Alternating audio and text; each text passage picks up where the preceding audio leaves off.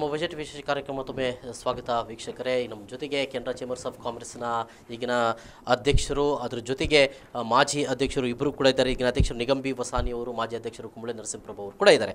Sir, ಭಾಳಷ್ಟು ಮಾತಾಡಿದ್ವಿ ನಾವು ಕರ್ನಾಟಕಕ್ಕೆ ಮತ್ತು ನಮ್ಮೆರಡು ಜಿಲ್ಲೆಗಳಿಗೆ ಮಾತಾಡಬೇಕಾಗಿದೆ. ಸಮಯ ಕೂಡ ಸಾಕಾಗ್ತಾ ಇಲ್ಲ.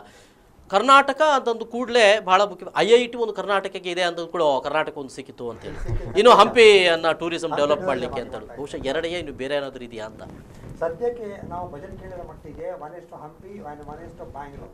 ಈಗ ಸ್ಮಾರ್ಟ್ ಸಿಟಿ ಬಗ್ಗೆ ಅವರು ಮಾತಾಡಲಿಲ್ಲ. There was a proposal Tumakuru will be one of smart city ಅಂತೇಳಿ ಪ್ರಾಯಶಃ ನಾವು ಅದನ್ನು fine print of the budget. So ಅದು ಬಂದರೆ I think will little bit more happier. Smart city coming to Karnataka. ಇನ್ನು ಫಿಲ್ಮ್ ಇನ್ಸ್ಟಿಟ್ಯೂಟ್ಸ್ಗಳು ಅಥವಾ IIM ಇವುಗಳಿಗೆಲ್ಲ ಒಂದಷ್ಟು ಅವಕಾಶಗಳು ಕೊಡಲಾಗಿದೆ. ನಾರ್ತ್ ಈಸ್ಟ್, ಯಾಕಂದ್ರೆ ನಾರ್ತ್ ಈಸ್ಟ್ ಬೆಳವಣಿಗೆ ಭಾಳ ಕಮ್ಮಿ.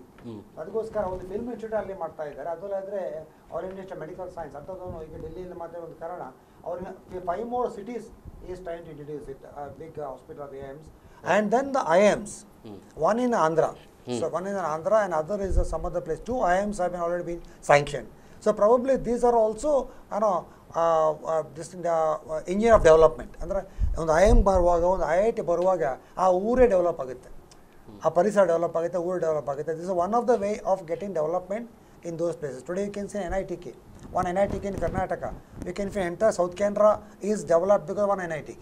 Yes. So I think he is NITK ex-student also, and he is the right man to talk about NITK. Yes, ಈಗ ನಾವು ಎರಡು ಜಿಲ್ಲೆಗಳಿಗೆ ನಾವು ತೆಗೆದುಕೊಳ್ಳುವ ನೋಡುತ್ತಿದ್ದರೆ ಇತ್ತೀಚೆಗೆ ನಮ್ಮ ಇಲ್ಲಿನ ಯೂತ್ಸ್ ಇಲ್ಲಿ ಉಳಿತಾ ಇಲ್ಲ, ಹೊರದೇಶಕ್ಕೆ ಹೋಗ್ತಾರೆ, ಇಂಡಸ್ಟ್ರಿಯಲ್ಲಿ ಇದು ಮಾಡ್ತಾಯಿದ್ದಾರೆ. ಭಾಳ ಇತ್ತೀಚೆಗೆ ಡಾಕ್ಟರ್ ರಾಮದಾಸ್ ಕಾಮತ್ ಮತ್ತು ಮೋಹನ್ ದಾಸ್ ಪೈ ಅವರು ತಾಂತ್ರಿಕ ದಿಗ್ಗಜರು ನಮ್ಮದು, ಅವರು ಈ ಅಂಶಗಳನ್ನು ಭಾಳ ಇದ್ದಾರೆ. ಸ್ಮಶಾನ ಆಗ್ತಾ ಇದೆ ಅಂದರೆ ಜನ ಕಡಿಮೆ ಇದ್ದಾರೆ ಅಂತ ಅನ್ನುವಂಥದ್ದು. ಸೊ ಎಲ್ಲಿ ಏನು ಅಂತ ಅನ್ನೋದಕ್ಕಿಂತ ಎಜುಕೇಟೆಡ್ ಯೂತ್ಸ್ ಇಲ್ಲಿಂದ ಬಿಟ್ಟು ಹೋಗುವಂಥ ಪರಿಸ್ಥಿತಿ ಇದೆ ಅಂತ ಅನ್ನೋದು. ಯಾಕೆ, ಯಾವ ರೀತಿಯಲ್ಲಿ ಡೆವಲಪ್ ಆಗಬೇಕಿತ್ತು ಸೌತ್ ಕೆನರಾದಲ್ಲಿ ಅಂತದ್ದು ಕೆನರಾ ಚೇಂಬರ್ಸ್ ಆಫ್ ಕಾಮರ್ಸ್ ಏನು ಹೇಳ್ತದೆ ಇದರ ಬಗ್ಗೆ ಅಂತ ನೋಡಿ, ನಮ್ಮ ಜಿಲ್ಲೆಯಲ್ಲಿ it is called the education hub of the country. Yes, correct. We are giving the best possible engineers, graduates, MBA graduates to doctors to the country. Now what is happening, the infrastructure is not there in Karnataka or in Mangalore, namma coastal Karnataka. Coastal Karnataka is the only city after Mumbai which is connected by all the 4 ways: air, water, road and rail. Yes. Now if you have to see the development of Mangalore and Dakshin Kannada Jille, it should have happened like, I don't know, it should have been better than Mumbai. People should have stayed back. The government should have taken enough initiatives to stop the brain drain. ನಾನು ಅಮೆರಿಕದಲ್ಲಿ ಇರುವಾಗ ಎಲ್ಲ ದೊಡ್ಡ ಕಂಪನಿಯಲ್ಲಿ ನಮ್ಮ ಮಂಗಳೂರು ದಕ್ಷಿಣ ಕನ್ನಡ ಜಿಲ್ಲೆಯವರು vice president ಅಥವಾ general manager ದೊಡ್ಡ ಕಂಪನಿಯಲ್ಲಿ ಇದ್ದಾರೆ ಸರ್. ಅಲ್ಲಿ ಕೂಡ ಎಲ್ಲ ನೆದರ್ಲ್ಯಾಂಡ್ಸ್ ಅಲ್ಲಿ ಇದ್ದಾರೆ, ಸ್ಪೇನ್ ಅಲ್ಲಿ ಕೂಡ ಇದ್ದಾರೆ ನಮ್ಮ ಜನರು ದಕ್ಷಿಣ ಕನ್ನಡ ಜಿಲ್ಲೆಯವರು. ಯಾಕೆ ಅದು ಆಗ್ತಾ ಉಂಟು? ನಮ್ಮ ಸ್ಟೇಟ್ ಗವರ್ಮೆಂಟ್ ಅವರು ಯಾಕೆ ಅದನ್ನು ಸೀರಿಯಸ್ ಆಗಿ ತಗೊಳ್ತಾ ಇಲ್ಲ? ಯಾಕೆ ಆಂಟರ್ಪ್ರೆನರ್ಶಿಪ್ ಒಂದು ಡೆವಲಪ್ಮೆಂಟ್ ಕೊಡ್ತಾ ಇಲ್ಲ ನಮ್ಮ ಸ್ಟೇಟ್ ಗವರ್ಮೆಂಟ್ ಅನ್ನು? ಅದು ನಮ್ದು ಪ್ರಶ್ನೆ. ಸ್ಟೇಟ್ ಗವರ್ಮೆಂಟ್ ಇದ್ದಾರೆ, ಸೆಂಟ್ರಲ್ ಗವರ್ಮೆಂಟ್ ಅಲ್ಲೂ ನಮ್ಮವರು ಮಿನಿಸ್ಟರ್ ಆಗ್ತಾರೆ, ಸ್ಟೇಟ್ ಗವರ್ಮೆಂಟ್ ಅಲ್ಲೂ ಬಹಳ ಮಂದಿ ನಮ್ಮ ಮಿನಿಸ್ಟರ್ ಆಗ್ತಾರೆ. ಬಟ್ ಯಾಕೆ ಇನ್ಫ್ರಾಸ್ಟ್ರಕ್ಚರ್ಸ್ ಡೆವಲಪ್ಮೆಂಟ್ ಬಗೆಗೆ ಒಂದು ಪಕ್ಕ ಒಂದು ಪ್ಲಾನಿಂಗ್ ಅನ್ನು ಮಾಡುವಂತ ಇಚ್ಛಾಶಕ್ತಿ ಸರ್ ಏನಿಲ್ಲ? ಐ ಥಿಂಕ್ ಹೇಳಿದಾಗೆ I think I agree with Nigam Masani.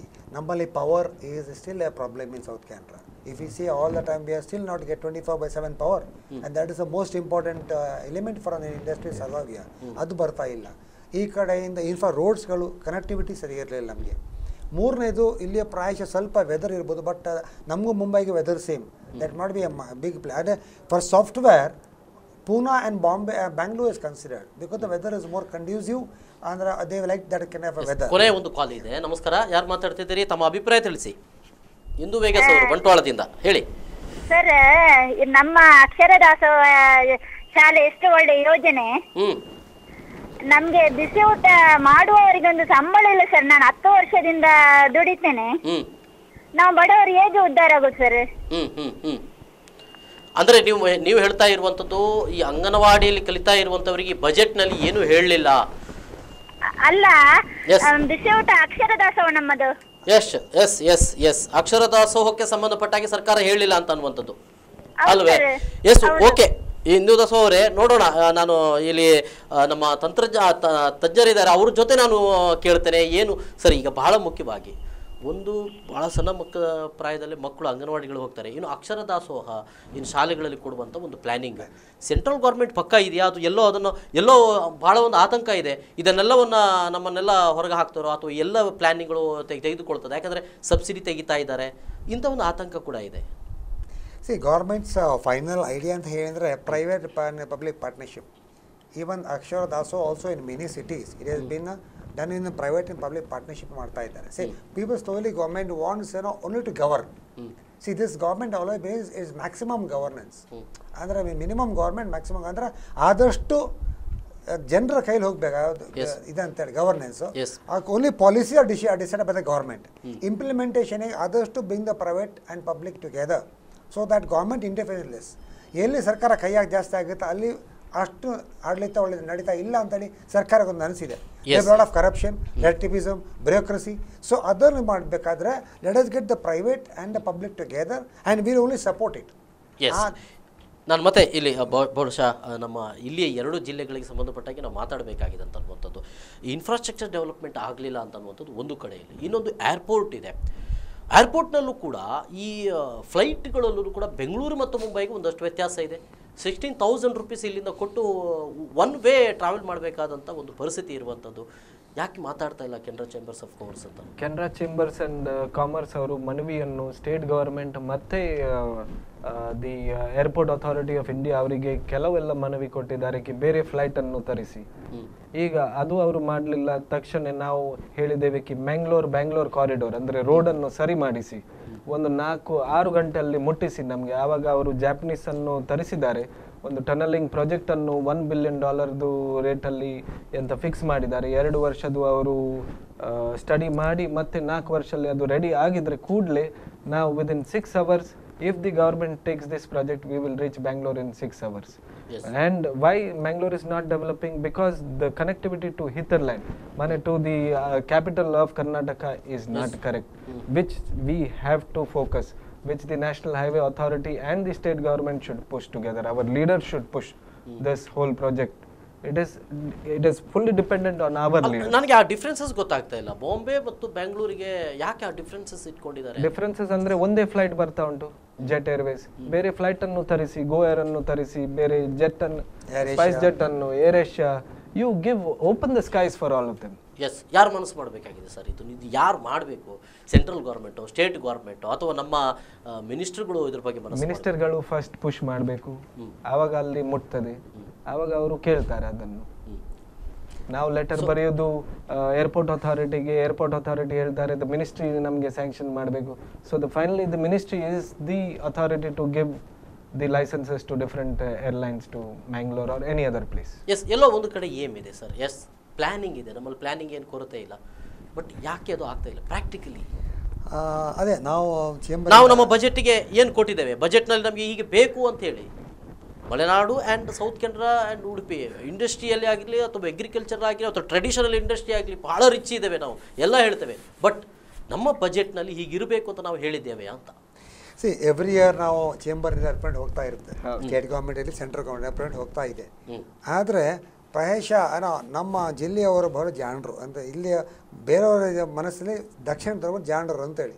ಹಾಗೆ ಅವ್ರು ಏನು ಇಲ್ಲ ಅವರಷ್ಟಕ್ಕೆ ಏನಾದ್ರು ಮಾಡ್ತಾರೆ ಅಂತೇಳಿ ಹಾಗೆ ತೊಂದರೆ ಇಲ್ಲ. ಅವ್ರಿಗೆ ಸಿಗಲೇ ಇದ್ರೆ ಅವ್ರು ಹುಡ್ತಾರೆ. We find a solution for problem ourselves. We are not depend on government. So that is the thinking probably running in the government sector. That is why every time we have been asking for the Shiradi Ghat for the past 15 years. And now it has been taking shape for the train. ನಾವು ಕೇಳಿ train ನಾನು ಕೇರಳ ಕೊಟ್ಟಿದ್ದಾರೆ. Kerala train ನಾವು ಅದು ಕೊಟ್ಟರೆ ಕೇರಳಕ್ಕೆ ಹೋಗ್ತಾರೆ. ನಮ್ಗೆ ಸೀಟ್ ಇಲ್ಲ. ಈಗ ಮತ್ಸ್ಯಗಂಧದಲ್ಲಿ ನಮ್ಗೆ ಸೀಟೇ ಇಲ್ಲ. ಟ್ರೈನ್ಗಳೇ ನಾವು ನಮ್ಗೆ ಸೀಟ್ ಅಲ್ಲೇ ಕೇರಳ ಸೀಟ್ ಹೋಗ್ತದೆ. So this is the apathy, this is the problem we having. And even for the flight, Minister Gajapati Raju has already said that we will put a maximum cap on the flight prices on each sector. Probably we have to request the minister to cap this, bring it to his notice that this is what is happening here. Find a cap for this maximum regulation. And he is one of the finest ministers in this government, and I am very sure he will respond positively if we are able to represent to him the cases what is happening here. Yes, ಕೊನೆಯದಾಗಿ ಒಂದು 2 ಕ್ವೆಶ್ಚನ್ಗಳು sir. ನಮ್ಮ voice ಕೇಳಬೇಕು ಅಂತ ಆಗಿದ್ರೆ so ಏನು ಮಾಡಬೇಕು ಅಂತ ಹೇಳ್ತೀರಿ ಅಂತ ಅನ್ನೋಂಥದ್ದರೆ ನಿಮ್ಮ ಒಂದಷ್ಟು ಡಿಮಾಂಡ್ಸ್ಗಳಿದ್ದಾವೆ. ಕೆನರಾ ಚೇಂಬರ್ಸ್ ಆಫ್ ಕಾಮರ್ಸ್ ಈ ಎಲ್ಲ ಡಿಮಾಂಡ್ಗಳನ್ನು ಬಂದಂಥ ಮಿನಿಸ್ಟರ್ಗಳು ಎಲ್ಲ ಕೊಡ್ತಾ ಇದ್ರಿ, ಬಟ್ ನಮ್ಮ ವಾಯ್ಸ್ ಬರಬೇಕು ಅಂತ ಅನ್ನೋದು ಕರೆಕ್ಟ್. ಹೇಗೆ ಅಂತ ನಮ್ಮ ಲೀಡರ್ಸ್ಗಳು ಸ್ಟ್ರಾಂಗ್ ಇರಬೇಕು, ಲೀಡರ್ಸನ್ನು ಈ ನಮ್ಮ ವಾಯ್ಸನ್ನು ಮುಂದೆ ಕೊಂಡೋಗ್ಬೇಕು, ಆವಾಗ ನಮಗೆ ಕೇಳ್ತಾರೆ. ಈಗ ನಾವು ವೆಲ್ತ್ ಟ್ಯಾಕ್ಸ್ ಅಬಾಲಿಷ್ಮೆಂಟ್ ಅಂತೆ ನಾವು 3 ವರ್ಷದಿಂದ ಹೇಳ್ತಾ ಇದ್ದೇವೆ. ಈ ವರ್ಷ ನಮ್ಮ Canara chamber of commerce and ಇಂಡಸ್ಟ್ರಿದು ಅವರು ಕೇಳಿಕೊಂಡು ವೆಲ್ತ್ ಟ್ಯಾಕ್ಸನ್ನು ಅಬಾಲಿಷ್ ಮಾಡಿದ್ದಾರೆ. So out of the 18 points ನಾವು ಕೊಟ್ಟಿದ್ದೇವೆ, ಅದರಲ್ಲಿ ಈ ಸಲ ಒಂದು ಪಾಯಿಂಟ್ ಮತ್ತು ಇನ್ನೊಂದು TDS ಬಗ್ಗೆ ಕೂಡ ಅವರು ತೆಗೆದಿದ್ದಾರೆ, ಅದು ಕೂಡ ನೋಡಿದ್ದಾರೆ.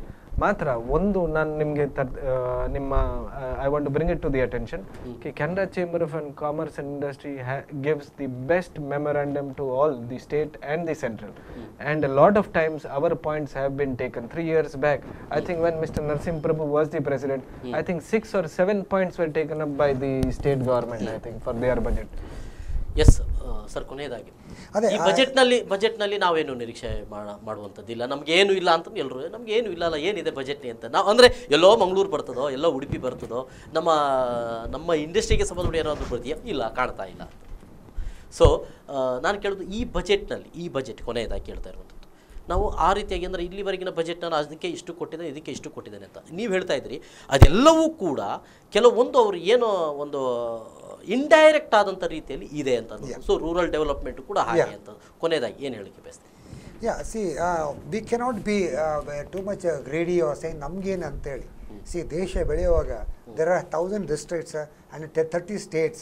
Every district, every town cannot say ನನಗೇನು ಸಿಕ್ಕಿದೆಪ್ಪ ಅಂತೇಳಿ. So let us all say what we can do for the country rather than say what I have got from the country. Total ಆ ಸ್ಟ್ರಕ್ಚರ್ ಒಳಗಡೆ ನಮ್ಮ ಕೋಸ್ಟಲ್ ಕರ್ನಾಟಕ ಕೂಡ ಇದೆ ಅಂತ ನಾವು ಹೇಳ್ಬೋದು ಅಂತ. Yes, thank you sir. Canara chambers of commerce ಅಧ್ಯಕ್ಷರಾದ ನಿಗಮ್ ಬಿ ಹೊಸಾನಿ ಅವರಿಗೂ ಮತ್ತು ಮಾಜಿ ಅಧ್ಯಕ್ಷರಾದಂಥ ಕುಂಬಳೆ ನರಸಿಂಹಪ್ರಭು ಅವರಿಗೆ ಈ ಒಂದು ಕಾರ್ಯಕ್ರಮ ಬಂದುದಕ್ಕೆ ಧನ್ಯವಾದಗಳನ್ನು ಕೊಡ್ತಾ ಇದ್ದೀನಿ. Thank you.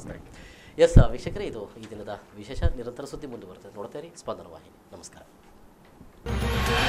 Well said. Thank you.